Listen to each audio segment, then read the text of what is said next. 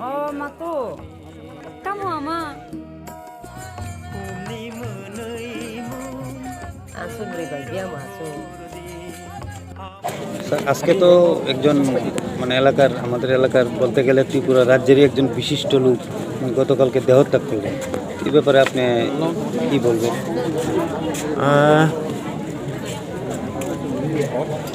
স্বর্গীয় কুমার সিং দেববর্মা উনি একজন ত্রিপুরা রয়্যাল রাইফেলের একজন সৈনিক।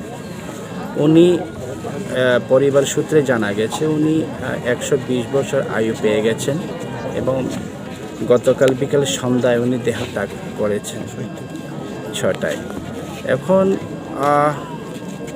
যেহেতু এই সেনা একটু বীর সেনানী, আমি দেখেছি, আমি এর আগেও এখানে গত বছর এসে গেছি, তখন আমি কিছু মেডেলও দেখেছিলাম। 1939 থেকে 1945 সালে যখন পৃথিবীতে দ্বিতীয় বিশ্বযুদ্ধ হয়, তখন দ্বিতীয় বিশ্বযুদ্ধের সময়ে উনি পার্টিসিপেট করেছিলেন।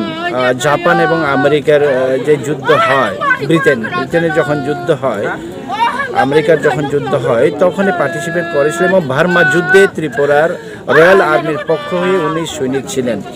তাতে যুদ্ধে পার্টিসিপেট করে অংশগ্রহণ করে জয়ী হওয়ার সুবাদে ওনাকে সেই মেডেলে পুরস্কৃত করা হয়। কিন্তু আজকে দুঃখের সহিত আমাকে বলতে হয়, রাজ্য প্রশাসন আজকে আমাদের একজন বীর সেনানী রয়্যাল আর্মি, যে royal army Tripura royal army, সেটা পরিবর্তন হয়ে ওইটা মার্চ হয়ে গেছে আসাম রাইফেলের সাথে। আমাদের যে বর্তমান আসাম রাইফেল গ্রাউন্ড, ওটা ছিল মহারাজার আমলে রয়্যাল আর্মির ক্যাম্প। রয়্যাল আর্মিরা ওখানেই থাক। দ্বিতীয় বিশ্বযুদ্ধে ওইখান থেকেই রয়্যাল আর্মির সমস্ত ক্যাম্প ওইখান থেকে যেত। এখন রয়্যাল আর্মি এবং আসাম রাইফেলের সাথে মার্চ হয়ে যাওয়ার পরে কিন্তু আসাম রাইফেল ক্যাম্পে সেখানে আমাদের রাজ পরিবার পক্ষ থেকে আসাম রাইফেলকে দিয়ে দেওয়া হয়েছে পুরো আসাম রাইফেল ক্যাম্পটা। কিন্তু আজকে রাষ্ট্রীয় মর্যাদায় সুখ এবং গার্ড অফ অনার দিয়ে আজকে শেষ কৃত্যতা সম্পন্ন করা দরকার এবং উচিত বলে আমি মনে করি। কিন্তু আমি এখানে এসে দেখলাম এরকম কোনো ব্যবস্থাপনা এখানে নেই। ফলে এটা আমাদের পক্ষে খুবই লজ্জাজনক, রাজ্যের পক্ষে খুবই লজ্জাজনক। ইভেন যেহেতু একজন বীর সেনানী, তার প্রতি যে আমাদের সম্মান। আচ্ছা, আজকে কাঞ্চনমালা গ্রাম পঞ্চায়েত তথা মণ্ডল হচ্ছে গোলাঘাটি মণ্ডলের আন্ডারে কাঞ্চনমালা গ্রাম পঞ্চায়েত আজকে বহুদিন যাবৎ কুমার দেববর্মা এই পাড়াতে অনেক ছিল। ওনার বয়স 125 বছর। উনি গতকাল হাসপাতালে ত্যাগ করেছেন। আজকে আমাদের মধ্যে এখানে উপস্থিত আছেন আমার আগরতলা আমাদের দিদি,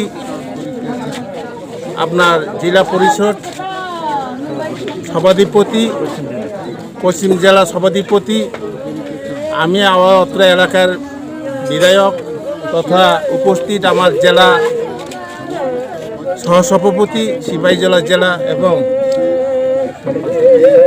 সম্পাদক এবং এই এলাকার গ্রাম পঞ্চায়েতের প্রধান প্রদীপ বাবু বা বিভিন্ন আমাদের মণ্ডলের নেতৃবৃন্দরা আছেন এবং বিভিন্ন মোর্চা সংগঠনের নেতৃবৃন্দরা আছেন, মহিলা মোর্চা থেকে শুরু করে 7টা মোর্চা নেতৃবৃন্দরা আমরা আজকে উপস্থিত জড়ো হয়েছেন। আজকে কুমার দেববর্মাকে আজকে শেষ চিকিৎসা করাতে এখানে আমরা সবাই একটা আজকে দেখতে এসেছি এবং তার প্রতি একটা আমরা ফুলের মালা দিবার জন্য এই এলাকার জন্য উনি অনেক কিছু ধার্মিক বলা যায়। এই এলাকার কোনোভাবে 125 বছর সে প্রাণ বাঁচে না।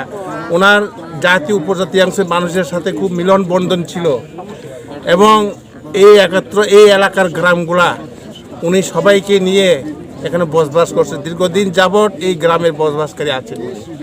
তা সে আজকে আমাদেরকে ফেলে দিয়েছেন, সে আমাদেরকে ফেলে গেছেন, তিনি সরকার চলে গেছেন, যার জন্য আমরা সবাই মর্মাহত। এই এলাকার মানুষ, কাঞ্চনমালার জিপি মানুষ, এই পাড়া প্রতিবাসী মানুষ মর্মাহত। তিনি যে ত্যাগ করেছেন, যার জন্য আমরা সবাই আজকে আমরা এখানে এসেছি এবং তারকে শেষ শ্রদ্ধা শেষ জানার জন্য, তার আশীর্বাদ নেওয়ার জন্য আমরা আজকে এসেছি। আমরা সবাই মর্মাহত। আজকে একদিক দিয়ে উনি জায়গার নাম কাঞ্চনমালা। আমি মৃত কুমার দেববর্মার ছেলে।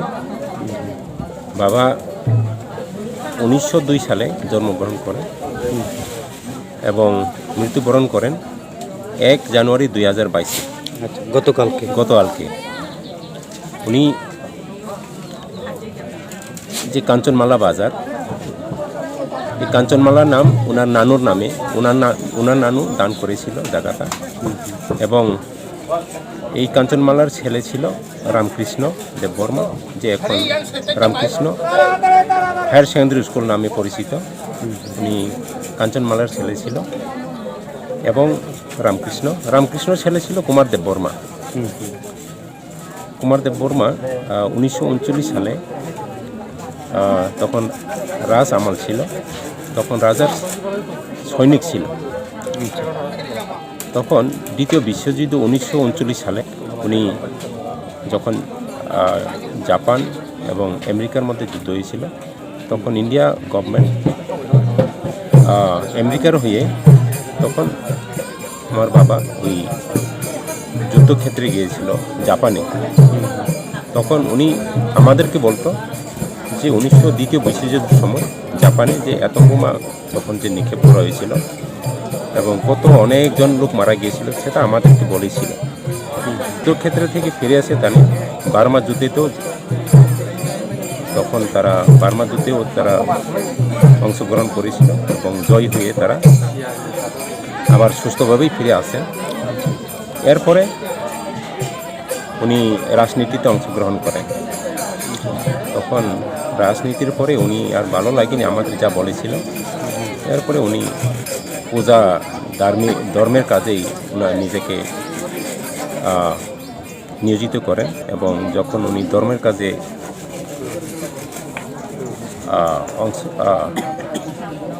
ছিলেন, তখন উনি অনেক নিয়মকানুন উনি পালন করতেন।